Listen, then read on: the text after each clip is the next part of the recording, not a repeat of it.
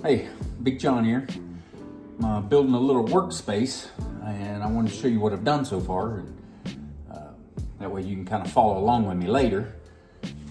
Right now I've got a workbench, and on that workbench I put some of this like shelf liner, right? It's something you can get at Home Depot. It's just this shelf liner material. The reason I put that on there is because you can put wood on here when you're sanding or cutting or something, and it will stick to it just enough, causes just enough friction that it won't slide on you. So, and it's kind of gives a good black backdrop anyway because it's black. So I like working on it. I can see my pieces a little bit better that way. So I lined that, used some black duct tape, and I wrapped all the edges.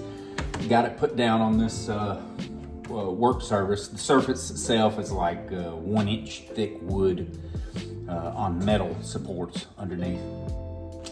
Then I got a piece of foam because I'm not going to cut through my work surface, right? So I got a piece of foam. It's 1 inch insulation board, and you can kind of see that end of it there. And the reason that I duct taped this in was because I made a cut across it, so some of the styrofoam stuff was coming loose. So I just kind of put some duct tape on that end and sealed it up.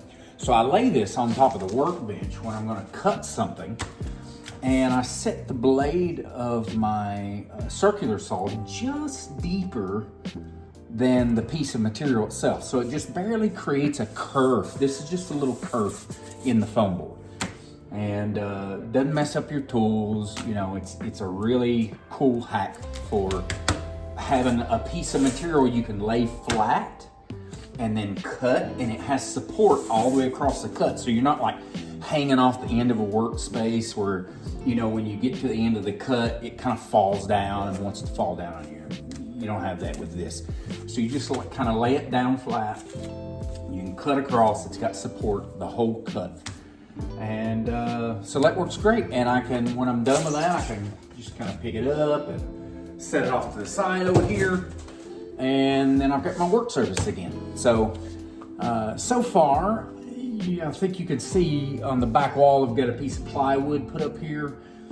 So far, I've mounted a few battery chargers on the wall. And now I'm going to start the process of creating a tool wall, you know, to put my tools, and so they're here and handy for me. And I'll just kind of let you take that journey with me as we work through that. So welcome. I appreciate you being here and checking it out.